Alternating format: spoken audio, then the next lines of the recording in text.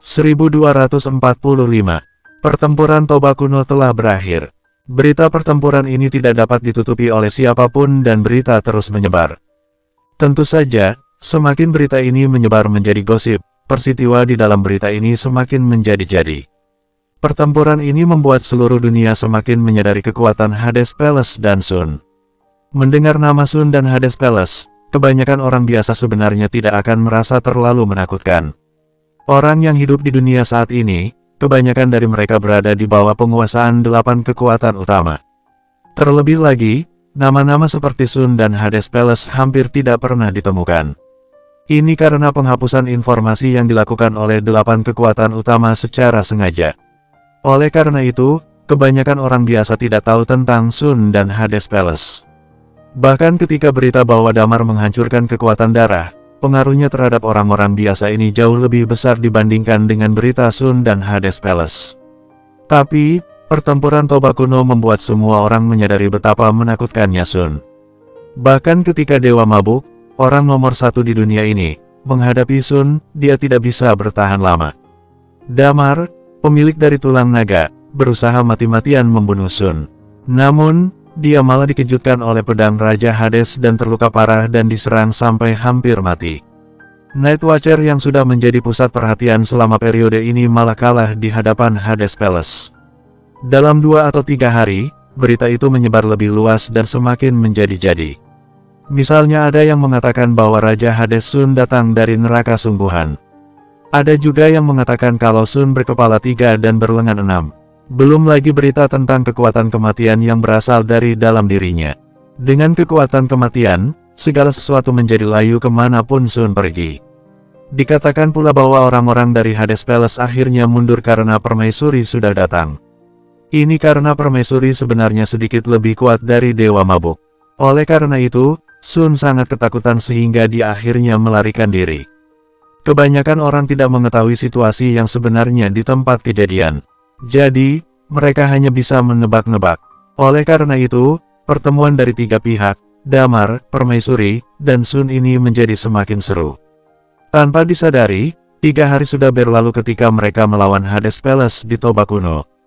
Dalam 3 hari terakhir, Damar dan yang lainnya tidak meninggalkan kota Fen. Damar dan Dewa Mabuk terluka parah. Lilia menggunakan jurus lonjakan kematian pada saat itu. Dengan mengandalkan jurus lonjakan kematian untuk mengeluarkan energi Qi yang lebih banyak sehingga dapat menstabilkan luka Damar dan Dewa Mabuk untuk sementara. Namun, meskipun sudah menggunakan jurus lonjakan kematian, Lilia hanya bisa bertahan beberapa menit di hadapan kuil neraka Yama. Lebih parahnya lagi, selama beberapa menit berhadapan dengan kuil neraka Yama, Lilia bahkan tidak bisa sepenuhnya mengeluarkan kekuatan kematian Sun dari tubuh Damar. Tidak lama kemudian, Lilia terjerumus ke dalam efek samping jurus lonjakan kematian. Di antara orang-orang dari kelompok Damar, hanya Lilia yang belum pernah menggunakan jurus lonjakan kematian. Ini adalah pertama kalinya Lilia menggunakannya. Namun, untungnya dia memiliki karakteristik vitalitas dari dirinya dan kemampuan penyembuhan dirinya sangat kuat. Dengan mengandalkan karakteristik dan kemampuan ini, Lilia tidak berada dalam situasi yang membahayakan. Hanya saja sebelum energi Qi dari Lilia pulih, Damar dan Dewa Mabuk tidak akan bisa diobati. Hal ini juga terjadi pada Thalia dan Wendy, setelah menggunakan jurus lonjakan kematian, efek samping yang dirasakan cukup besar. Namun, semuanya memiliki karakteristik yang unik. Jadi, mereka semua dapat bertahan tanpa mengkhawatirkan nyawa mereka. Adapun Permaisuri di sisi lain, ketika orang-orang Hades Palace mundur, orang-orang dari kekuatan Riemol juga tidak tinggal di sana untuk waktu yang lama. Selain itu, Permaisuri juga tidak mengatakan untuk bekerja sama dengan Damar. Tentu saja, Permaisuri juga mengatakan bahwa setelah Damar dan yang lainnya pulih, dia berencana untuk berbicara dengan Damar dan yang lainnya. Saat ini, ada kondisi kritis di salah satu rumah di dalam kota Fen. Di dalam sebuah ruangan, ada 2 orang yang berbaring di 2 tempat tidur, yaitu Damar dan Dewa Mabuk. Setelah 3 hari, keduanya masih tidak bisa membuat gerakan yang terlalu besar. Dalam 3 hari terakhir, mereka juga tidak banyak komunikasi. Dewa Mabuk tampak sangat tua dan tidak ada banyak kehidupan di matanya. Hal yang sama berlaku untuk Damar. Dalam pertempuran dengan Sun, kepercayaan diri mereka berdua sedikit hancur. Bagi Dewa Mabuk, dia sudah tidak terkalahkan selama ribuan tahun. Selain itu, dia juga menyandang gelar sebagai orang nomor satu di bawah langit ini selama bertahun-tahun. Dia adalah orang yang sudah berada di tingkat peak Immortal Undying Flame. Damar juga dikenal sebagai orang berbakat yang tak tertandingi. Dia baru berusia sekitar 30 tahun, namun kekuatannya sudah melampaui keberadaan sebagian besar Immortal Undying Flame. Tapi mereka berdua dikalahkan oleh orang yang sama. Damar baik-baik saja, dia masih muda, jadi kalau dia kalah pun, itu masih wajar. Namun, kepercayaan diri Dewa Mabuk cukup terpukul dengan kekalahan ini. Selama ribuan tahun, Dewa Mabuk telah mencari Sun. Dia ingin membunuh Sun dengan sepenuhnya, tapi di sisi lain Sun juga berinisiatif untuk kembali. Belum pernah ada kejadian di antara kedua orang itu sebelumnya. Dewa Mabuk sudah memperkirakan jarak antara dirinya dan Sun, tapi dia tidak menyangka jaraknya begitu besar. Selain itu, yang membuatnya tidak nyaman adalah kekhawatirannya tentang masa depan. Sun begitu kuat. Dewa Mabuk merasa dia sudah jatuh terlalu dalam pertempuran ini. Sun hanya kekurangan orang yang membantu dia sekarang.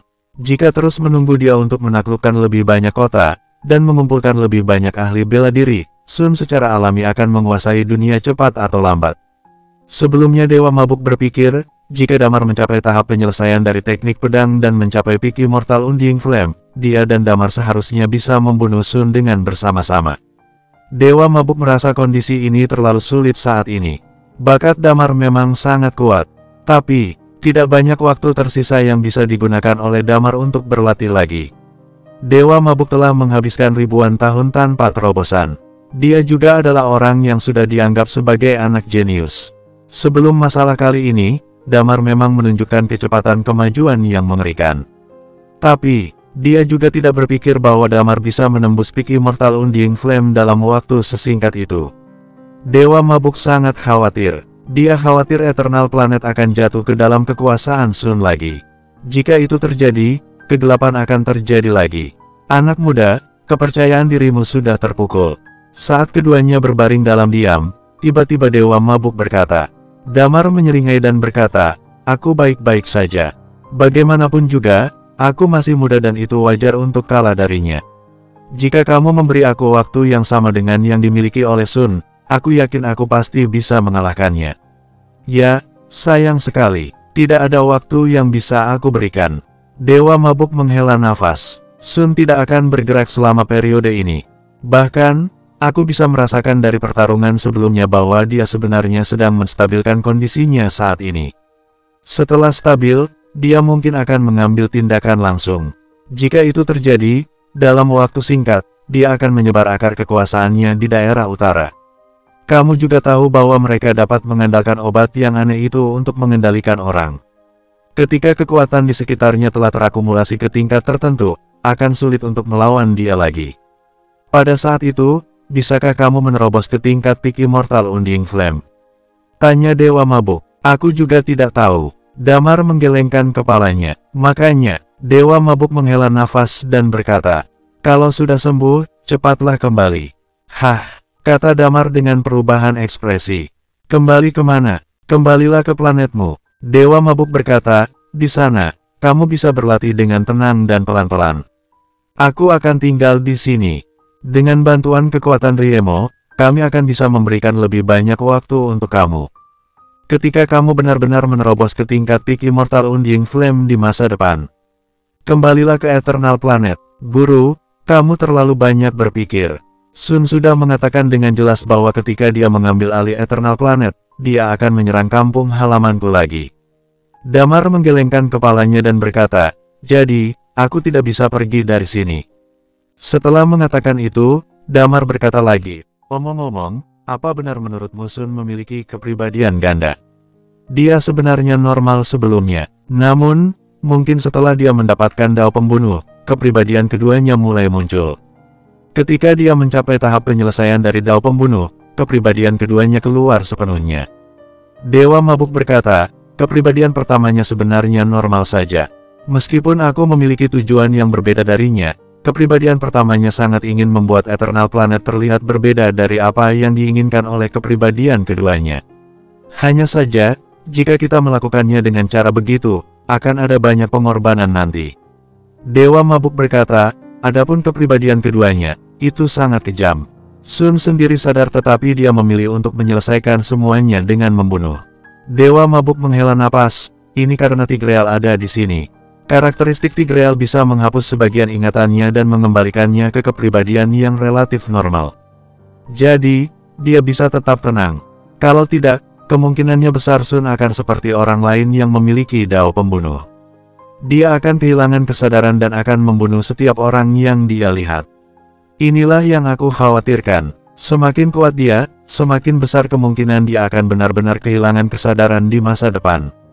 Dewa Mabuk menghela nafas panjang. Damar mengerang sebentar. Ternyata tubuh Sun masih menyimpan rahasia seperti itu. Damar berbaring dan dia dengan keras kepala berkata, lalu, aku ingat Sun berkata, dia berkata kamu telah melihat dunia seperti itu bersamanya. Menurut ide Sun, itu adalah dunia dengan urutan genetik yang tinggi. Apakah tempat itu benar-benar ada? Memang ada. Dewa Mabuk mengangguk. Tapi, aku terlalu malas untuk memberitahumu. Sudah ku bilang, itu hanya akan menjadi beban. Kamu tidak perlu tahu terlalu banyak. Kamu terlalu lemah. Damar terbatuk-batuk, ketika aku pulih kali ini, aku harus dapat meningkatkan banyak hal. Aku telah berhasil mewujudkan dao pedang. 3 dao menjadi satu dan itu pasti akan menjadi kuat saat itu. Selama percakapan, ada seseorang berdiri di depan pintu. Pintu didorong terbuka dan Lilia masuk dari luar pintu. Bersambung, 1246. Setelah Lilia masuk, dia mengerutkan kening dan bertanya, Guru, apa maksud dengan ucapanmu ini? Apakah Damar mungkin memiliki 2 kepribadian juga di masa depan? Dewa Mabuk mengangguk dan berkata, tidak menutup kemungkinan ini. Bagaimanapun, ini juga mungkin terjadi atau kamu akan kalah secara langsung. Lagi pula, di antara orang-orang kita, tidak ada yang memiliki karakteristik seperti penghapus memori di sini. Jadi aku sejak awal sudah menyarankan Damar untuk tidak menekuni dao pembunuh. Gunakan saja dao pembunuh sebagai alat bantu. Praktik utamanya tetap teknik pedang. Tapi, anak ini tidak mau menyerahkan dao pembunuh. Tentu saja, dengan teknik bela diri ini akan secara langsung memberikan performa dalam pertempuran yang sangat bagus. Dewa Mabuk berkata, anak ini juga seperti Smiley yang suka lebih banyak menggunakan belati. Benar-benar aneh. Damar batuk kering, aku sudah terbiasa menggunakan belati sejak aku mulai berlatih seni bela diri. Bukankah Guntur sudah beralih ke senjata api? Dewa Mabuk berkata dalam hati, tidak sulit bagimu untuk beralih ke pedang. Aku berencana untuk berlatih dalam teknik belati dan pedang. Damar mengerang sebentar dan berkata, dalam hal teknik belati, aku tidak akan pernah menyerah. Terserah kamu mau melakukan apa. Aku sangat marah, teriak Dewa Mabuk. Lilia memindahkan sebuah bangku dan duduk di samping mereka berdua. Kemudian, 2 gelombang Qi dengan karakteristik vitalitas disuntikkan ke tubuh Damar dan Dewa Mabuk. Kemudian Lilia bertanya lagi, bagaimana menurutmu selanjutnya? Apakah kamu akan bekerja sama dengan kekuatan Riemo? Damar mengerutkan kening dan berkata, aku belum memikirkannya. Apa yang ada di pikiran permaisuri saat ini, aku tidak bisa menebaknya sama sekali. Setelah aku kembali dan menjelaskan situasinya kepada Iman, mari kita bicarakan kembali. Setelah mengatakan itu, Damar menatap Lilia dan bertanya, bagaimana situasi mereka sekarang? Semuanya stabil. Dalam kasus Yani, aku tidak tahu apakah itu adalah teknik rahasia yang digunakan dalam pertempuran. Sekarang seluruh tubuhnya dalam kondisi yang sangat buruk. Selain itu, dia juga berpesan bahwa ada sesuatu yang mau dia katakan kepadamu. Setelah kamu pulih nanti, segera temui dia. Lilia berkata dan melanjutkan, di sisi lain, energi Qi dari Wendy dan Thalia telah pulih. Namun, keduanya sangat diam setelah pertempuran kali ini. Seharusnya ada beberapa petunjuk yang mereka peroleh dalam pertempuran ini. Setelah mengatakan itu, ekspresinya berhenti, adapun kabar tentang Guntur. Ketika Damar mendengar nama Guntur, wajahnya sedikit berubah, apa yang terjadi dengan Guntur? Guntur, Lilia menghela napas panjang, mungkin tidak ada yang bisa dilakukan lagi. Hah, wajah Damar menyusut, ada apa dengan itu? Dia menggunakan jurus lonjakan kematian dalam pertempuran kota Ziggy. Menurutnya, Jika Sun tidak ingin mengancam kamu untuk berurusan dengan 8 kekuatan utama dan dia tidak peduli pada Guntur. Dia sebenarnya memiliki kemungkinan yang tinggi untuk mati di sana. Sekarang, dia hanya bisa dikatakan sebagai jiwa yang dipulihkan. Dan, energi Chi-nya hanya bisa dipulihkan sampai sekitar tingkat puncak, kata Lilia. Aku sudah memeriksa seluruh tubuhnya dengan teliti. Sebagian besar otot dan pembuluh darahnya tersumbat dan menjadi sangat tipis. Energi Chi tidak bisa bersirkulasi dengan baik. Aku juga sudah mencoba menggunakan karakteristik vitalitas untuk membantunya pulih. Tapi, itu tidak berhasil, ucap Lilia. Damar terdiam. Setelah beberapa saat, dia tersenyum dan berkata, bagaimana suasana hatinya? Kelihatannya baik-baik saja dengan senyuman miris. Tapi, kamu dan aku tahu bahwa hatinya pasti sangat sedih. Lilia menghela nafas, dia adalah seorang anak muda yang sangat jenius. Dia tidak pernah ingin kalah darimu yang dikenal sebagai Zero dari Night Watcher. Damar tidak tahu harus berkata apa. Setelah beberapa saat, dia menghela nafas dan berkata, baiklah, biarkan dia kembali ke bumi dan hidup bersama keluarganya saja. Lilia mengangguk dan berkata, hal ini memang hanya bisa dilakukan seperti ini. Aku harap dia bisa menyadarinya dan segera kembali ke bumi dengan damai kemudian mencari seorang istri. Dengan suntikan terus-menerus dan pemulihan dari karakteristik vitalitas Lilia, Dewa Mabuk secara perlahan kembali seperti keadaan semula dan tidak terlihat tua lagi. Bahkan, pada kenyataannya terkadang kekuatan berarti beban. Dia sudah kehilangan kekuatannya di tingkat Immortal Undying Flame. Mungkin, itu juga akan melegakan baginya, kata Dewa Mabuk. Damar mengangguk. Selama percakapan, Lilia juga perlahan merawat kondisi fisik mereka berdua. Waktu berlalu tanpa disadari. 3 hari sudah berlalu lagi. Tentu saja, tubuh Damar sebagian besar sudah pulih. Hanya butuh 1 hari lagi. Setelah dia bangun, dia dan Lilia duduk bersila. Mereka pun menyadari keuntungan yang diperoleh dari pertempuran ini. Bertarung secara nyata selalu merupakan cara tercepat untuk meningkatkan kekuatanmu. Semua kemampuan Damar saat ini sudah terlatih hingga tingkat paling maksimal. Termasuk beberapa orang lain, kekuatan mereka meningkat dengan cepat. Pada kenyataannya, mereka juga melakukan misi lain lagi dan lagi, bertarung lagi dan lagi. Dedi merasa dengan mengikuti di sisi Damar, kekuatannya akan meningkat lebih cepat. Faktanya, alasan utamanya adalah ketika mereka berada di Promise Island, mereka terus menghadapi musuh satu demi satu, mengalami beberapa pertempuran, dan tekanan yang besar. Itulah alasan yang mendorong seseorang untuk membuat kemajuan. Termasuk Ruby yang pergi ke Promise Island untuk mencari pengalaman. Itu semua juga karena alasan untuk mendapatkan kemajuan. Jika berbicara dari segi pencerahan ini, Damar mencoba mengintegrasikan dao pedang ke dalam teknik pedang yang sudah memiliki dao pembunuh. Tetapi, Damar menemukan bahwa kali ini, sepertinya beberapa bagian tidak dapat berintegrasi ke dalamnya. Damar bertanya-tanya dalam hati, mungkin ini karena dia baru saja mendapatkan dao pedang. Jika teknik bela diri ini juga mencapai tingkat tahap memperhalus, mungkin bisa diintegrasikan ke dalamnya. Damar ingin melihat waktu ketika dia sudah berhasil dan menggabungkan 2 teknik bela diri ini. Pada saat itu, dia akan berada di atas teknik bela diri biasa. Hal ini akan menjadi sebanding dengan tahap penyelesaian jika dao pedang sudah terintegrasi. Selain itu, kemampuan teknik bela dirinya pasti lebih baik daripada kebanyakan orang dengan teknik bela diri di tahap penyelesaian. Mungkin pada saat itu, Damar sudah dapat dikatakan setingkat dengan Dewa Mabuk.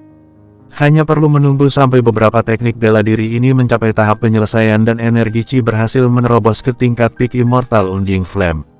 Bahkan jika dia sudah menerobos ke tingkat peak Immortal Undying Flame ini, Damar merasa dia mungkin bisa mematahkan pergelangan tangan Sun dengan bantuan dari teknik bela diri khusus dan keuntungan dari karakteristik tulang naganya. Dalam 2 hari, Damar belajar banyak. Dia sudah mengatasi suasana hati yang jelek karena kekalahannya dan menentukan jalan yang harus dia ambil di masa depan. Damar tahu bahwa tidak banyak waktu tersisa untuknya, tetapi dia juga tahu cara kerja di dalam teknik bela diri. Dia tidak boleh tidak sabar. Sementara kondisi Dewa Mabuk, setelah tenaganya pulih pada malam harinya, dia meninggalkan kota Fen dengan Smile, Satli, dan tetua bintang Fajar. Damar selalu merasa bahwa kelompok generasi yang lebih tua ini sedang menghindari sesuatu, tetapi Dewa Mabuk tidak mau menyebutkannya. Di sisi lain, Damar juga belum mencapai tingkat kekuatan itu sehingga dia tidak bisa mengetahui apa yang menjadi alasan mereka. Mengenai kemana mereka pergi, Damar juga tidak tahu. Tetapi Damar tahu bahwa jika dia dalam bahaya, mereka pasti akan datang dan membantu. 3 hari kemudian, Damar membuka matanya di kamar dan sebuah senyum sangat puas terlihat di wajahnya. Kali ini, Damar sudah merasakan kekuatan energi Chi-nya sedikit meningkat. Teknik bela diri di segala aspek juga sudah meningkat setelah melihat teknik pedang Dewa Mabuk dan Dao Pembunuh dari Sun. Ada juga beberapa kemajuan dari aspek lainnya, yaitu Dao Pedang sudah masuk ke tahap perkenalan. Ini semua adalah keuntungan. Di sebelahnya, Lilia masih duduk bersila. Melihat wajah cantik dan damai Lilia, Damar merasa bersyukur karena dia sudah bertahan di kehidupan yang sekarang. Setelah bertarung dengan Sun, Damar merasa bahwa dia seperti sudah mati. Damar tidak takut mati. Meskipun demikian, dia menikmati perasaan hidup dan bersama orang yang lebih dia cintai. Damar tidak mengganggu Lilia. Ini adalah pertama kalinya Lilia menggunakan jurus lonjakan kematian. Setelah sembuh, dia langsung mengobati orang lain. Tentunya dia tidak punya waktu untuk mencerna energi yang dia serap. Lilia sudah menyerap energi Enlightenment Tree seluruhnya dan ditambah dengan karakteristik unik. Mungkin melalui pertarungan ini, dia bisa berhasil mencapai pencerahan. Hanya saja, Damar tidak tahu teknik bela diri seperti apa yang akan diperoleh oleh Lilia. Damar berjalan keluar dari ruangan dengan pelan. Setelah diam-diam menutup pintu, dia berjalan keluar dari halaman belakang dan datang ke halaman depan rumah. Baru sampai di halaman depan, dia menemukan Dewan dan yang lainnya sedang duduk bersama. Dewan pergi mengambil satu set mahjong. Di sisi lain, Thalia, Wendy dan Guntur duduk di sana sambil berkelahi. Winston duduk di belakang Thalia sambil melihat dengan penuh semangat. Meskipun dia sekarang sudah akrab dengan Damar dan yang lainnya, Thalia adalah orang yang paling dekat dengan Winston. Yang membuat Damar terkejut adalah Wendy benar-benar memukul mereka. Melihat Damar keluar, Wendy tersenyum pada Damar. Senyuman kali ini jauh lebih tulus daripada seringainya pada Damar saat pertama kali tiba di kota Fen. "Sudah bangun?" tanya Thalia. "Di mana Yani?" Raut wajah Damar sedikit berubah. Di dalam kamar, Lilia mengatakan bahwa dia dalam kesehatan yang sangat buruk. Jika bukan karena tindakan Lilia, dia bahkan akan sulit mempertahankan nyawanya, kata Thalia. "Apakah dia terluka parah dalam pertempuran ini?" tanya Damar. Menurut Lilia, ini bukan seperti luka yang ditinggalkan dari pertempuran ini lebih seperti melukai diri sendiri. Thalia menggelengkan kepalanya dan berkata, "Aku akan pergi menemuinya," kata Damar. Bersambung 1247. Di sebuah ruangan di dalam bangunan itu, Yani sedang duduk di depan jendela. Di luar jendela itu, ada sepasang burung yang berada di halaman belakang. Mata Yani sedikit gugup, Yani tidak tahu apa yang dia tunggu. Tok, tok, pada saat ini, ketukan di pintu terdengar. Setelah itu, suara Damar terdengar dan Damar berkata, "Bolehkah aku masuk?" "Boleh." Yani mengangguk cepat. Damar membuka pintu kamar dan menatap Yani. Yang mengejutkannya adalah Yani tidak mengenakan kerudung pada saat ini. Jadi, wajah yang halus dan cantik terlihat jelas. Damar sedikit terkejut. Bagaimanapun, Yani selalu memakai kerudung kemana-mana. Yani berjalan ke arah meja di kamar dan menuangkan minuman untuk Damar. Dia lalu berkata, "Silakan duduk." Damar duduk. Dia menatap Yani dan berkata, "Lilia bilang kamu ada sesuatu yang ingin dikatakan denganku. Setelah aku pulih dari cederaku, aku tinggal di dalam kamar selama beberapa hari. Jadi, aku baru keluar dari kamar sekarang." Yani mengangguk dan berkata, "Iya, ada dua hal. Satu, aku masih ingin meminta maaf kepada kamu. Awalnya, aku yang membuat pilihan itu secara tiba-tiba. Tetapi, insiden Guntur itu tidak berada di dalam perkiraan aku. Aku benar-benar tidak berpikir terlalu banyak saat itu. Aku hanya berpikir." Ketika Yani mengatakan ini, Damar melambaikan tangannya dan berkata, "Ketika masalah itu berlalu, maka sudah selesai. Tidak perlu disebutkan lagi." Masalah ini selalu menjadi duri bagi Damar. Jejak kesedihan melintas di mata Yani, dia tersenyum pahit. "Ketika aku melihat kamu di kota Skyri saat itu, aku secara alami merasa sangat akrab saat itu. Kamu berasal dari generasi yang muda dan satu-satunya orang yang lebih berbakat daripada aku. Saat itu, aku melihat data usia tulang nagamu. Itu semua tidak disengaja. Pada saat itu juga, aku mencoba melihat takdirmu. Setelah itu, aku tidak bisa melihat takdirmu sama sekali. Oleh karena itu, aku menjadi sangat penasaran denganmu, gumam Yani. Kemudian, aku melihat hubungan kamu dengan Desi. Belakangan, aku melihat kepercayaan diri dan ketenangan kamu di tempat ujian tribulasi. Aku pikir kamu adalah orang yang layak. Aku percaya pada hukum atraksi karakteristik langka. Aku percaya kita akan menjadi teman baik, kata Yani. Tentu saja, setelah kejadian Guntur, aku telah merenungkannya. Berkali-kali aku mulai melihat dari sudut pandang aku dan dari apa yang sudah aku ketahui. Aku juga mengabaikan pengalaman yang sudah kamu alami sejak kecil. Yani berkata, namun, itu semua tidak terjadi. Guntur telah selamat sekarang. Jadi, untuk menebus kesalahanku, aku memilih untuk mengambil risiko. Ekspresi Damar tergerak, kamu berinisiatif pergi ke Hades Palace. Yani mengangguk dan berkata, iya, awalnya aku merasa Guntur sudah mati. Ini karena apa yang sudah aku tulis. Setelah itu, aku ingin membawa Guntur kembali kepada kamu. Kemudian, ketika di jalan, aku berubah pikiran. Aku memilih untuk ditangkap oleh mereka dan kemudian, Yani mengambil buku catatan dari tangannya dan berkata, lalu, aku memasuki kota Hades Palace. Orang-orang yang mendekati aku di sana mengira karakteristik aku hanya karakteristik ramalan. Sebenarnya, karakteristik takdir mengandung beberapa hal mengenai ramalan. Misalnya, aku dapat melihat gerakan seseorang. Oleh karena itu, ketika bertarung, aku dapat menebak bahwa serangannya akan datang dari arah mana. Selain itu, orang yang lebih lemah dari aku atau memiliki kekuatan yang sama, aku bisa mengubah takdir mereka dengan cepat. Yani menjelaskan, misalnya, membiarkan mereka secara sukarela menabrak seranganku dan kemudian mereka akan mati. Ekspresi Damar bergerak sedikit. Damar memang merasakan apa yang dikatakan oleh Yani ini sebelumnya. Damar memikirkan satu hal, di tempat ujian tribulasi, kekuatan Yani hanya berada di tingkat peak half Undying Flame. Dia bahkan tidak mampu menembus ke level Undying Flame. Namun, Yani sudah menjadi Undying Flame saat itu. Jika Damar berada di sisi yang berlawanan dengannya saat itu, Damar takut. Takdirnya mungkin telah diubah oleh Yani pada saat itu. Dengan demikian, dia akan mati secara misterius. Saat ini, Yani berkata, tentu saja, menulis nasib seseorang juga memiliki banyak aturan yang harus dipenuhi. Dia harus berada dalam kisaran tertentu dari aku.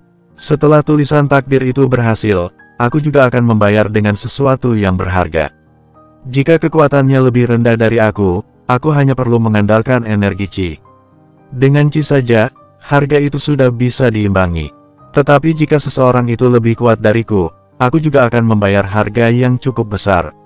Setelah mengatakan ini, Yani memandang Damar dan berkata, setelah aku pergi, aku menghabiskan waktu sekitar setengah bulan untuk menyeberangi gurun 1000 tebasan. Ketika berada di oasis, apakah ada meteorit yang jatuh dari langit? Pupil mata Damar mengecil, dia menatap Yani dengan takjub dan berkata, itu bukan, tidak mungkin karena, kamu. Aku yang sudah menulisnya. Yani berkata dengan ekspresi tenang, orang-orang di gurun 1000 tebasan hampir membunuhku dan Dedi tanpa pandang bulu. Aku, tentu saja harus membuat mereka membayar. Aku sedikit mengkhawatirkanmu saat itu tapi untungnya kamu selamat. Damar mengerutkan kening. Saat itu, sebuah meteorit jatuh dari langit. Selain itu, pemandangan itu benar-benar membuat Damar merasa ngeri. Karakteristik Yani ini terlalu menakutkan. Membunuh secara tidak terlihat. Belum lagi Yani bahkan dapat menyebabkan bencana alam yang mengerikan. Saat itu, sebuah meteorit jatuh dari langit dan oasis itu pun hancur. Mereka pun harus melintasi gurun yang sama sekali tidak cocok untuk tempat tinggal manusia. Tentu saja, oasis itu ada karena vitalitas Enlightenment Tree yang dahsyat. Pohon itu juga memiliki karakteristik unik yang kemudian diserap oleh Lilia. Dengan demikian, ada probabilitas yang tinggi juga kalau oasis itu akan hilang. Hanya saja, perilaku Yani akan merugikan banyak orang yang tidak bersalah. Damar memang bukan seseorang yang polos. Dia mengerti alasan atas kelakuan Yani ini. Apalagi dia, Desi dan Dedi hampir mati ketika mereka berada di lembah serangga. Saat itu, ketika meteorit itu mendarat, akibat yang mengerikan hampir membunuhku. Yani tersenyum kecut. Tapi, aku selamat dan kemudian aku pergi ke pegunungan Mor. Di kedalaman pegunungan Mor, aku menemukan sarang Hades Palace. Kemudian, aku ditangkap oleh mereka. Jadi, aku membiarkan aku ditangkap oleh mereka dan menulis nasib sebagian besar dari mereka. Yani berkata, Sun, aku tidak bisa menulis takdirnya sama sekali. Aku tidak bisa menulis namanya di buku ini. Dia terlalu kuat untuk aku kendalikan. Tapi, di antara orang-orang kuil neraka Yama, kebanyakan orang, aku sudah mencatatnya. Kulit kepala Damar serasa mati rasa. Bukannya membaca apa yang tertulis di buku catatan, Damar justru mengerutkan kening dan bertanya, jadi, cedera fisikmu yang sangat serius ini, apakah itu karena kamu menulis takdir mereka? Ya, aku ingin menebus diriku dan meminta pengampunanmu. Yani berkata, aku katakan di awal bahwa kamu tidak memiliki watak yang seperti seorang pemimpin. Kamu terlalu emosional, jadi, aku ingin mengubah kamu. Perubahan yang aku lakukan adalah seseorang yang dekat dengan kamu akan meninggal. Aku pikir di antara kita, peran Guntur adalah yang terkecil. Jadi, aku memilihnya. Bahkan, aku juga berpikir untuk memilih Dewan saat itu. Tetapi, kemampuan menembaknya itu sangat luar biasa. Aku pikir ancaman dari Dewan di masa depan mungkin lebih besar dari Guntur. Dan untuk membuatmu berubah, aku juga rela mati. Yani berkata, tentu saja, aku melakukan semua ini nanti untuk menebus apa yang sudah aku lakukan. Aku berharap untuk mendapatkan pengampunanmu. Untuk ini, aku tidak ragu untuk mengorbankan hidupku. Sebenarnya, aku telah menulis nama dari orang-orang kuil neraka Yama. Yani melanjutkan, ketika aku selesai menulis, aku merasa, aku sudah hampir mati. Oleh karena itu, aku terus bertahan dan tidak berani melanjutkan menulis. Karena begitu aku selesai menulisnya, aku pasti akan mati. Saat aku kembali, Lilia menggunakan karakteristik unik dan menyelamatkanku. Mungkin ini juga adalah takdirku. Tidak bisakah kamu mengubah hidup dan mati dari dirimu sendiri? Tulis takdirmu sendiri, tanya Damar. Yani menggelengkan kepalanya dan berkata, ini karakteristik yang hanya bisa berpengaruh pada lingkungan luar. Tidak mungkin untuk diriku sendiri. Aku tidak tahu apa yang akan aku hadapi di masa depan. Itu sebabnya aku tidak berani mengumumkannya. Setelah mengatakan itu, Yani melihat Damar lagi dan berkata, setelah semua ini, ada hal kedua yang ingin aku katakan. Aku hanya berharap kamu dapat membiarkan aku masuk kembali ke Night Watcher. Aku benar-benar sudah berbuat salah. Aku berjanji bahwa hal seperti itu tidak akan pernah terjadi lagi. Damar terdiam. Dia memandang Yani dan bertanya, kamu berasal dari kekuatan purba. Kamu juga anak perempuan kebanggaan dan sangat pintar. Kamu bahkan dapat mendominasi kekuatan purba jika kamu mau. Dengan karakteristik kamu, selama kamu memiliki cukup waktu, kamu juga dapat berjuang untuk penguasaan dunia di masa depan. Mengapa kamu memilih untuk menjadi seorang Night Watcher? Pada kenyataannya, ini adalah hal yang selalu menjadi keraguan Damar. Yani tidak perlu menjadi anggota dari Night Watcher sama sekali. Dia sudah cukup hebat. Mendengar kata-kata Damar, wajah cantik Yani menunjukkan sebuah senyum dan juga menunjukkan sedikit kekaguman. 1248. Yani mengangkat kepalanya. Dia tersenyum dan berkata, kenapa aku ingin bergabung dengan Night Watcher? Kamu mungkin tidak percaya apa yang aku katakan setelah ini. Aku sudah mendambakan untuk masuk ke dalam Night Watcher. Bahkan sebelum aku mengenalmu. Damar tercengang dan menatap Yani dengan curiga. Meskipun informasi apapun yang mengenai Hades Palace itu tabu, sebenarnya ada beberapa buku kuno mengenai mereka di dalam kekuatan purba. Ada juga beberapa toko buku di kota-kota bintang Azure. Ada juga beberapa sejarah yang sangat tidak masuk akal dan aku telah melihat semua itu di dalam buku.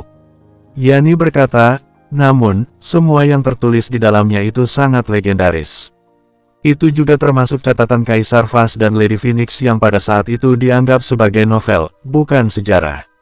Dan di antara semua buku yang sudah saya baca, ada organisasi bernama Night Watcher. Mereka datang dari luar planet ini dan merupakan alien. Meskipun begitu, mereka menyelamatkan Eternal Planet pada waktu yang paling parah. Setelah itu, mereka memimpin dan keadilan akhirnya terwujud di dunia. Jadi, ketika aku tahu kamu adalah orang dari Night Watcher, aku tahu bahwa kamu sebenarnya berasal dari kota kelahiran Kaisar Vas juga. Yani berkata sambil tersenyum dari sudut matanya, tentu saja, alasan mengapa aku ingin bergabung sejak awal sebenarnya karena aku sangat penasaran dengan kalian. Pada saat yang sama, aku juga ingin berteman dengan kalian. Seperti Desi, aku tidak punya teman dalam hidup ini. Kalau berbicara tentang teman sejati, hanya ada Dedi. Yani menghela nafas. Setelah bergaul dengan kamu, kamu tidak akan saling membenci karena bakat kamu, termasuk Dewan. Dalam hal ini, orang-orang di Eternal Planet hanya bisa menjadi orang yang lebih rendah dibandingkan dengan kamu. Sangat wajar untuk ingin bersama dengan kamu.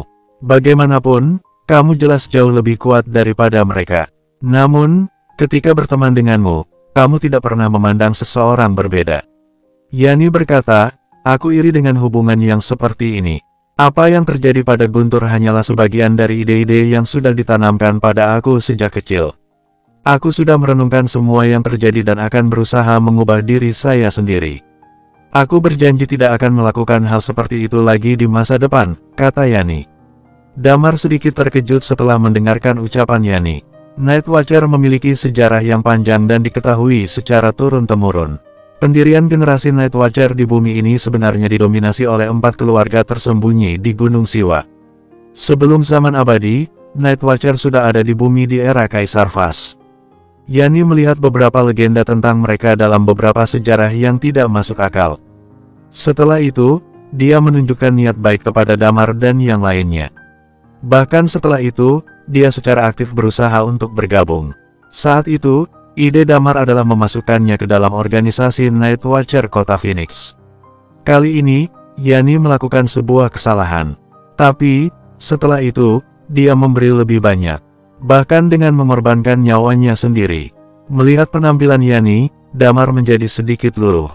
Damar merenung sejenak dan berkata, semua yang kamu tulis tidak terjadi dan Guntur masih hidup.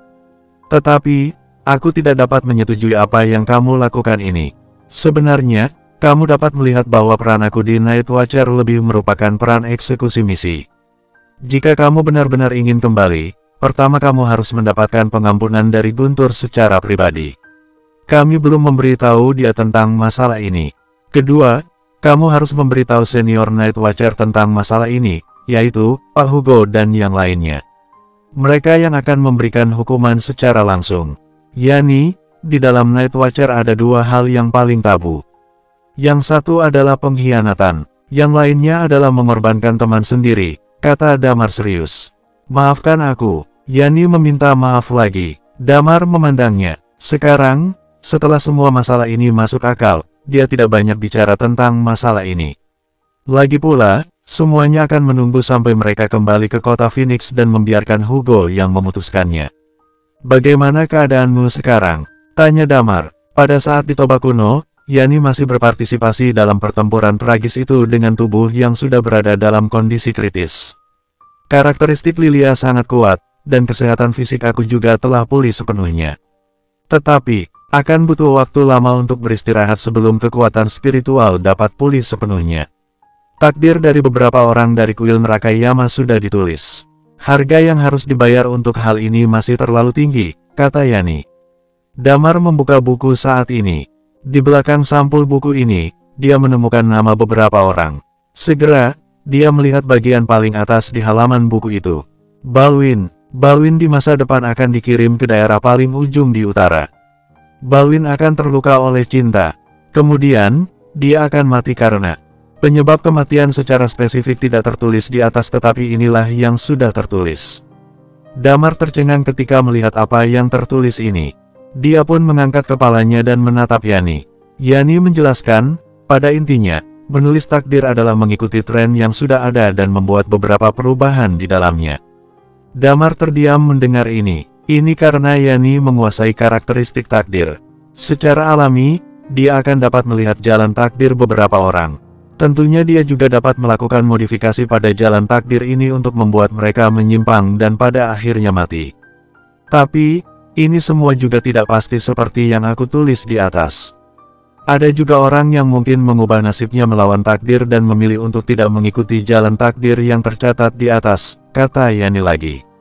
Jelaslah, karakteristik takdir itu sangat tidak normal. Tetapi, bagaimanapun juga, karakteristik itu mampu dilawan. Sangat sulit untuk mengetahui bahwa seseorang telah terpengaruh oleh karakteristik takdir. Damar melihat hal-hal yang sudah ditulis tentang Balwin di atas. Dia merasa sedikit sedih terhadap dia. Damar tahu, Balwin sangat menyukai Mina. Tapi, Mina juga sama. Dia tidak bisa jatuh cinta pada Balwin. Dulu, Damar mengira Mina tidak mau bersama dengan Balwin hanya karena Balwin hanyalah petani biasa. Tapi sekarang, Balwin adalah salah satu dari kuil neraka Yama di Hades Palace. Mina juga sama sekali tidak tergoda. Mungkin, kesan pertemuan pertama antara seorang pria dan seorang wanita dapat menentukan nasib kedua belah pihak di dalam hidup mereka. Damar masih ingat ketika Mina meninggalkan Flat Village. Ingatan Balwin tidak pernah muncul, ada tatapan putus asa di matanya. Damar bersimpati pada Balwin tetapi mereka sama sekali bukan teman. Ditambah lagi, mereka memiliki pilihan yang berbeda. Pada akhirnya, mereka akan pergi ke sisi yang berlawanan. Damar melihat beberapa halaman berikutnya lagi. Dia menemukan bahwa tidak ada tulisan tentang Tigreal di atasnya. Yani menatap Damar dan berkata, "Aku juga ingin menulis takdir Tigreal di masa lalu. Tapi, seperti Sun, ketika aku mulai menulis tentang takdirnya, aku merasakan tekanan yang mengerikan. Ketika aku mengangkat pena aku tidak bisa menulis sebuah kata pun." Ekspresi Damar tergerak. Memikirkan hal itu, 10 kuil neraka Yama selamat setelah Hades Palace dikalahkan ribuan tahun yang lalu. Ada Tigreal, Balwin dan Arthur bertiga. Balwin menetap di bumi dan Arthur ditahan oleh kekuatan Riemo. Setelah itu, Hades Palace tidak aktif selama ribuan tahun. Tigreal selalu bersembunyi dalam kegelapan dan berkembang secara diam-diam. Tanpa disadari, dia sudah mengembangkan kekuatannya hingga begitu besar.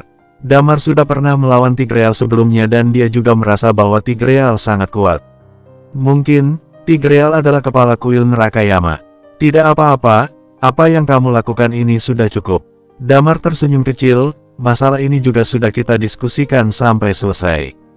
Sekarang pergilah keluar dan bermain mahjong dengan mereka. Jika kamu tinggal sendirian untuk waktu yang lama, masalah yang lain akan terjadi lagi. Aku tidak tahu cara bermain mahjong. Yani tersenyum kecut. Kamu bisa belajar. Damar tersenyum kecil. Mereka berdua berjalan keluar dari kamar dan masuk ke halaman rumah. Tepat ketika mereka berjalan ke halaman, ekspresi Damar tiba-tiba berubah. Dia langsung melihat ke arah kamar di mana Lilia berada.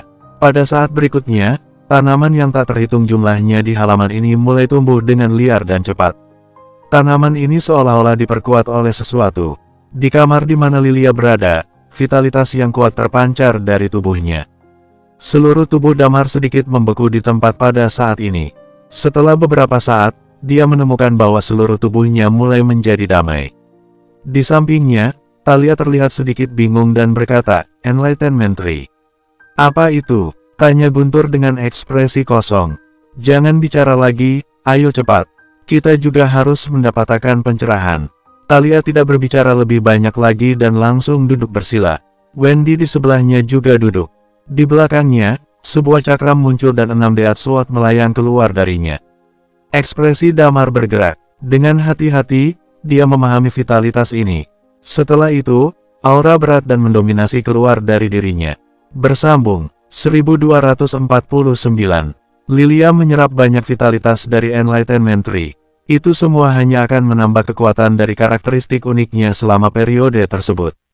Damar yang berpikir bahwa dia ingin mengandalkan Enlightenment Tree untuk mendapatkan pencerahan, tetapi Enlightenment Tree langsung menghilang. Jalan teknik bela dirinya ini sudah sangat sulit. Selain itu, kemungkinan besar dia juga hanya bisa mengandalkan dirinya sendiri dan perlahan mendapatkan pencerahan lagi dari sumber lain. Tapi, Damar tidak menyangka. Bahkan dia juga tidak tahu apa yang telah berubah dengan Lilia pada saat ini. Kehadiran Lilia dirasakan di seluruh halaman rumah pada saat ini. Sebenarnya, efek dari Enlightenment Tree juga muncul lagi. Di seluruh halaman, semua orang langsung duduk bersila dan suasana di sana menjadi sangat tenang. Setiap orang memiliki aura aneh yang terus menyebar.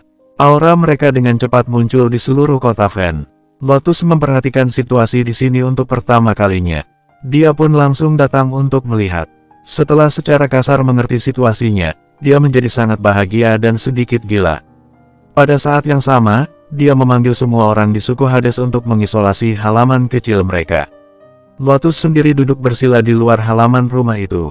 Kota Fen yang bukan merupakan kota besar di tengah-tengah Eternal Planet telah menjadi pusat kehebohan Eternal Planet selama periode waktu ini.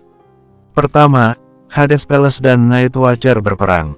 Kemudian, ada halaman rumah yang penuh dengan rumput dan burung-burung berkicauan terbang di sekitarnya. Seiring berjalannya waktu dengan lambat, perang di Eternal Planet terus berlanjut. Namun, perang ini terutama terkonsentrasi di daerah utara. Area selatan untuk sementara waktu sangat tenang. Lagi pula, sebagian besar bagian dari area yang telah diambil Night Watcher masih berada di tangan Night Watcher, namun, mereka tidak pergi lebih jauh ke selatan untuk memperluas daerah mereka lagi. Daerah utara telah menjadi medan pertempuran utama. 8 kekuatan utama dipimpin oleh kekuatan Riemo, memiliki pertarungan dalam skala besar di daerah utara dari awal. Bahkan juga munculnya beberapa orang dari lantai 7 danau tak berujung Riemo. Serangan yang sangat intens ini terjadi di daerah utara. Ketika penanggalan Eternal Planet berada di Vivage tahun ke-8736 dan bulan 10, kekuatan Riemo melakukan serangan balik. Mulai muncul istilah Dewa Perang. Dengan jutaan pasukan yang dimiliki mereka, itu dibagi menjadi 3 bagian. Mereka pun melakukan serangan balik dari bagian utara sampai ke selatan. 8 kekuatan utama melakukan serangan balik yang pertama. Ya, tanpa sadar sudah sebulan sejak pertempuran di Toba kuno berlalu. Dibandingkan dengan perang di daerah utara, kota-kota di bawah kekuasaan Night Watcher sudah mulai mengalami perubahan. Banyak orang-orang high class telah meluncurkan perlawanan, tetapi mereka langsung ditekan oleh orang-orang dari Night Watcher dan kekuatan purba. Di bawah pemerintahan Night Watcher, hukum perlahan menyebar. Selain itu, beberapa fasilitas dasar terus didirikan. Tentu saja setiap orang wajib untuk mematuhi aturan itu. Ini bukanlah hal yang bisa dicapai dalam beberapa tahun atau bahkan beberapa puluh tahun. Ini adalah hal yang lumayan sulit. Selama hampir sebulan, Night Watcher Kota Phoenix selalu kedatangan tamu. Orang ini adalah tetua dari Monumen Simu Kekuatan Riemo. Dia tinggal di Kota Phoenix untuk waktu yang lama dan sepertinya sedang menunggu sesuatu. Di Kota Fen, halaman rumah damar sudah tumbuh menjadi sangat rimbun dan subur. Selain itu, tanamannya tumbuh sangat tinggi. Dalam sebulan, halaman rumahnya seperti halaman kecil di hutan. Pada titik waktu tertentu, aura yang berasal dari Enlightenment Tree sudah menghilang. Di halaman, Dewan membuka matanya untuk pertama kalinya. Alisnya berkerut dan dia berkata sambil menghela nafas, "Bakat aku masih terlalu buruk. Aku hanya butuh 1 langkah lagi." Namun, langkah ini, tidak peduli apapun yang sudah aku lakukan, tetap tidak ada kemajuan apa-apa. Dewan sudah mencapai peak Eternal Undying Flame dengan bantuan Adrian dan juga bersandar pada jarum keberuntungan. Dewan ingin masuk kembali ke tingkat Immortal Undying Flame. Tetapi, itu tampaknya hampir tidak mungkin. Jarum keberuntungan adalah semacam hal yang bisa menarik keluar potensi yang tersembunyi. Dengan jarum ini, dia bisa mencapai level Undying Flame. Dengan bantuan dari Adrian, dia berhasil mengambil langkah lain. Namun, ini memang terlalu sulit untuk mengatasi belenggu yang menahan dirinya. Bahkan sekarang, ketika dia sudah memiliki pencerahan dari efek Enlightenment Tree, Dewan masih belum mampu melewati penghalang ini. Bakat teknik bela diri miliknya memang telah mencapai batasnya kecuali ada keajaiban yang terjadi. Kalau tidak, dia tidak akan bisa melewati ambang batas untuk menuju tingkat Immortal Undying Flame. Yang kedua membuka matanya adalah Guntur. Setelah membuka matanya, wajahnya masih kecewa. Dia mengepalkan tinjunya dan bergumam, "Aku tidak berguna." Bahkan, Guntur merasa telah menyadari sesuatu tetapi dia tidak pernah mendapatkan apapun. Tubuhnya masih belum pulih. Sekarang, dia hanya seorang ahli bela diri di tingkat puncak. Bahkan, dia tidak akan pernah melangkah ke dalam tingkat dewa lagi. Guntur adalah seorang yang sangat periang dan dia tidak ingin menunjukkan kekecewaannya di depan semua orang. Namun, sebagai orang yang telah berhasil masuk ke tingkat Immortal Undying Flame dan harus kembali ke jajaran tingkat puncak, celah di hatinya sangat besar. Segera setelah itu, orang lain bangun satu persatu. Tetapi, setiap orang yang bangun memiliki kegembiraan dan juga memiliki kekecewaan. Yani tidak bisa merealisasikan teknik bela dirinya. Meskipun demikian, kondisi fisiknya sudah hampir dipulihkan. Teknik pedang Thalia telah memperoleh kemajuan yang sangat besar. Namun, jarak ke tahap penyelesaian masih sedikit lebih jauh. Cakram yang muncul di belakang Wendy sudah menghilang. Namun, sebuah rasa senang melintas di matanya. Jelas bahwa apa yang sudah dia peroleh pada saat ini tidak sedikit. Pada saat ini, di kejauhan, pintu kamar terbuka dan Lilia berjalan keluar. Indah sekali, gumam Thalia saat Lilia berjalan keluar. Ya, tubuh Lilia memancarkan aura seperti angin musim semi pada saat ini. Kulitnya sangat berkilauan seperti mutiara. Setiap kali dia melangkah, ada perasaan kedamaian dan segar yang dirasakan di semua arah. Bagaimana kondisimu sekarang? Apakah kamu sudah mendapatkan pencerahan? Tanya Thalia. Lilia tersenyum kecil, mengangguk dan berkata, iya. Dao vitalitas. Dengan itu, Lilia menatap Damar dan Winston yang belum bangun. Keduanya masih memejamkan mata saat ini. Semua orang tidak bisa menahan diri untuk menghentikan diskusi mereka. Mereka semua tidak ingin mengganggu kedua orang itu. Waktu yang sangat lama pun berlalu. Sudut wajah Winston tiba-tiba terangkat. Winston hanya memiliki pola pikir seorang anak kecil. Tetapi pada saat ini, sudut mulutnya sedikit menyeringai. Kemudian, dia memiliki rasa percaya diri yang aneh. Pada saat berikutnya, Winston tiba-tiba merasa seperti angin sepoi-sepoi. Dia seketika menghilang di depan semua orang. Dao yang dipahami Winston adalah Dao kecepatan. Selain itu, karakteristiknya anginnya juga memiliki hubungan tertentu yang memperkuat dia. Ini tahap penyelesaian. Thalia terkejut. Meskipun Winston selalu memiliki beberapa masalah intelektual, bakat teknik bela diri yang dia miliki sangat menakutkan. Dia mempertahankan hati yang masih polos tapi kultivasi teknik bela dirinya dapat berjalan dengan sangat cepat. Segera Thalia menggelengkan kepalanya lagi dan berkata, dibandingkan dengan dua tetua, Smiley dan Satli, ini masih banyak kekurangan. Seharusnya tahap memperhalus yang sudah mendekati tahap penyelesaian. Winston tampak sangat bersemangat. Dia menghilang di halaman rumah seperti angin sepoi-sepoi dan berlari mengelilingi halaman beberapa kali sebelum kembali ke halaman rumah itu. Pada saat ini, aura yang sangat dominan di tubuh Damar terus-menerus naik. Jejak energi aura terpancar darinya. Pada saat yang sama, 5 jari Damar menyebar sedikit. Selain itu, setiap helai energi aura tampaknya dikendalikan olehnya. Ketika Thalia dan yang lainnya melihat pemandangan ini, mereka hanya bisa mundur ke samping. Dao pedang sudah mencapai tahap memperhalus. Melihat adegan ini, mata Thalia berkedut. Kemudian, pupil matanya mengecil dan berkata, dia akan mencoba untuk menggabungkan lagi. Ya, setelah Dao pedang mencapai tahap memperhalus, Damar mencoba memasukkan Dao pedang ke dalam teknik pedang yang sudah memiliki Dao pembunuh. Damar berpikir itu mungkin akan sangat sulit tapi dia menemukan bahwa itu berjalan lancar. Sesaat berikutnya, di tubuh Damar, aura pedang, aura pembunuh, dan aura energi mulai naik turun. Kumpulan aura ini membubung ke angkasa dan langsung meluncur ke langit. Bersambung, 1250. 3 teknik bela diri melebur menjadi satu. Persis seperti apa yang Damar pikirkan. Saat Dao pedang memasuki tahap memperhalus, maka tahap selanjutnya akan diintegrasikan ke dalam Dao pembunuh dan teknik pedang. Hal ini pun membuat Damar berpikir sangat mudah untuk melakukannya. Namun, jika dipikir lebih mendalam, Dewa Mabuk menguasai 3 teknik bela diri. Hanya saja, ketiga teknik tersebut dipakai secara terpisah. Selama hidup bertahun-tahun lamanya, dia juga sempat mempunyai pemikiran untuk melebur teknik yin yang dan teknik pedang menjadi satu. Tapi, usahanya sia-sia. Tidak peduli seberapa keras dia berusaha, dia tidak pernah berhasil. Damar juga tak tahu apa alasannya. Namun, dia sangat yakin jika semua ini ada hubungannya dengan tulang naga yang ada dalam tubuhnya. Seiring dengan penyatuan teknik bela diri, terdengar suara auman naga dari dalam tubuh Damar. Seolah-olah suara itu merupakan suara orang yang hidup di zaman dahulu. Semenjak Damar berada di level Immortal Undying Flame, tidak muncul lagi sosok bayangan naga di udara. Karena, bayangan naga itu telah masuk ke dalam tubuhnya. Setelah teknik penggabungan selesai, untuk sementara waktu Damar tidak bisa mengontrol energinya. Sebuah aura mengerikan pun melesat ke udara. Di luar ruangan, Lotus nampak mengangkat kepalanya menatap momentum luar biasa yang ada di tengah halaman. Tulang naga memang merupakan sebuah anugerah pemberian dari langit. Jika saja masih ada waktu yang tersisa, bocah ini benar-benar akan tak terbendung, gumam Lotus. Selesai mengatakannya, dia malah terlihat tersenyum sendiri bak orang yang tidak waras. Era masa kini semakin lama semakin mengerikan. Apa mungkin era saat ini adalah era masa paling gemerlapan di sepanjang sejarah?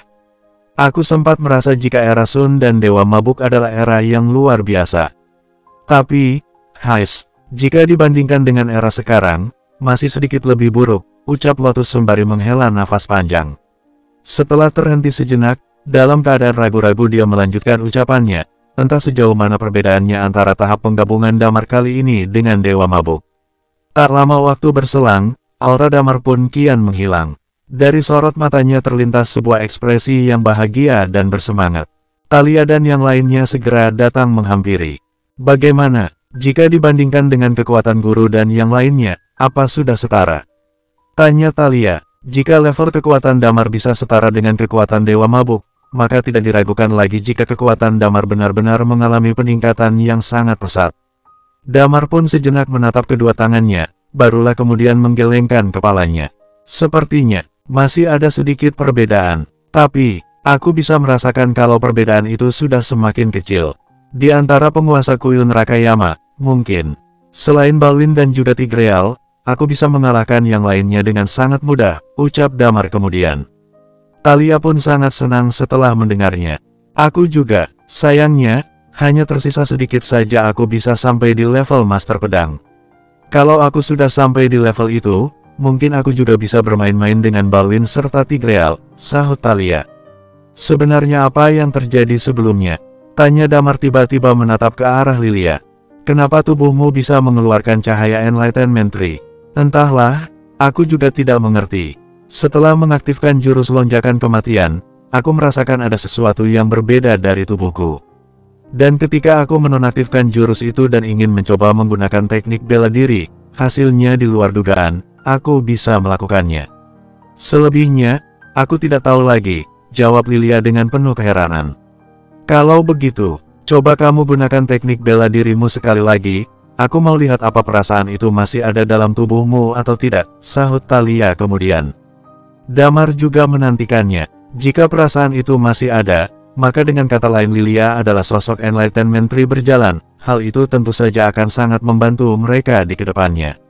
Lilia pun mengangguk. Selanjutnya, energi vitalitas yang kuat mulai mengalir dari dalam tubuhnya. Namun, yang membuat Damar dan lainnya terkejut adalah ketika Lilia menggunakan teknik bela dirinya, tidak ada lagi perasaan yang membuat mereka tenang seperti sebelumnya. Aku tidak merasakannya lagi, ucap Thalia sembari tersenyum pahit. Ya, sayang banget, tapi efeknya sudah sangat besar, ucap Damar membela Lilia. Sudahlah, kamu jangan membuat Lilia sedih. Lebih baik kita berkemas dan segera kembali ke kota Phoenix. Damar, aku lapar, celetuk Guntur. Lebih baik kita makan dulu, gimana?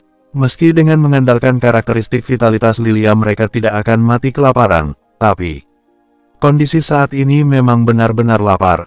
Mereka pun berkemas dan segera mencari kedai untuk makan. Baru setelahnya mereka naik ke pesawat dan kembali menuju kota Phoenix.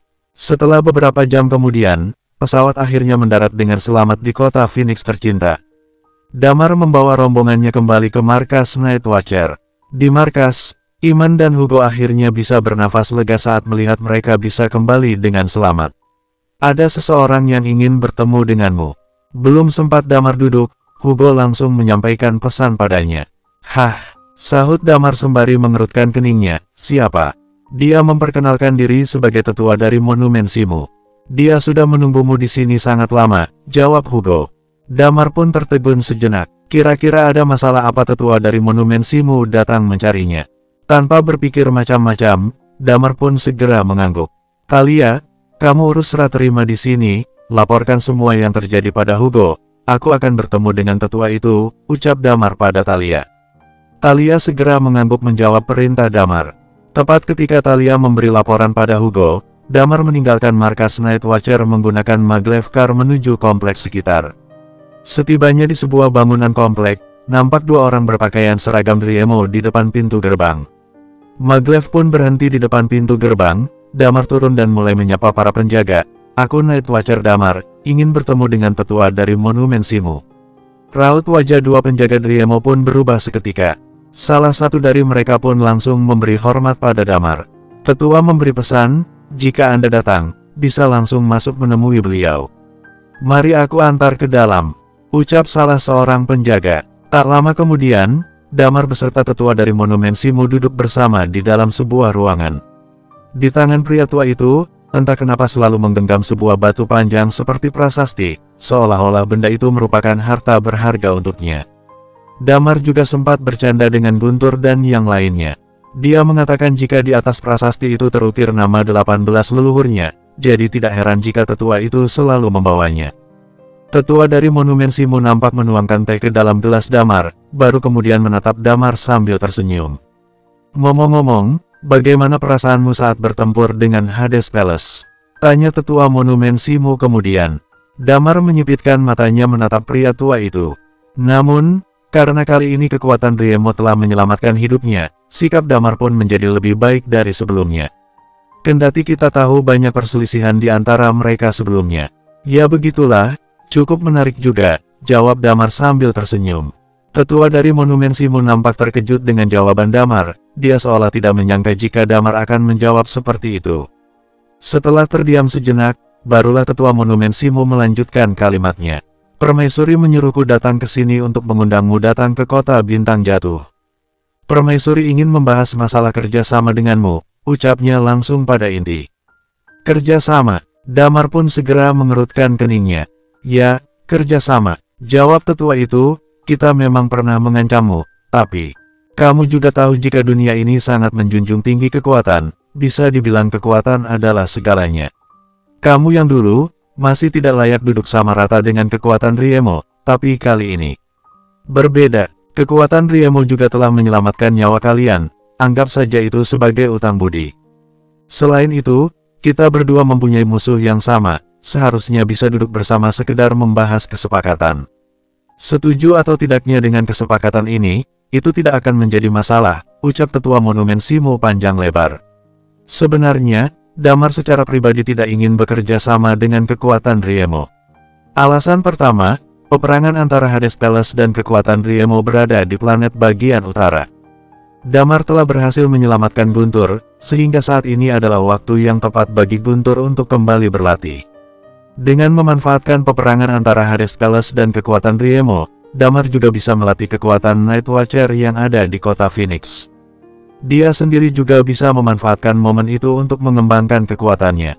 Alasan kedua, meski kali ini dia dan teman-temannya telah diselamatkan oleh mereka, tapi tetap saja dia memiliki kesan yang buruk terhadap permaisuri dan juga tetua dari Monumen Simu.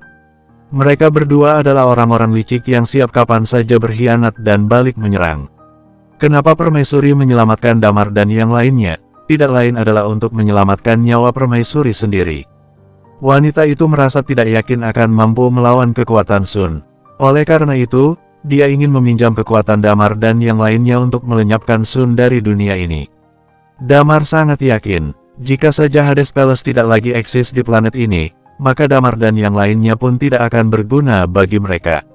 Baik permaisuri ataupun kekuatan Riemo pasti akan memilih membunuhnya. Persis seperti 4 dari 8 kekuatan utama menyerang Kaisar Vas. Jadi, kerjasama ini tidak akan pernah berhasil. Bersambung.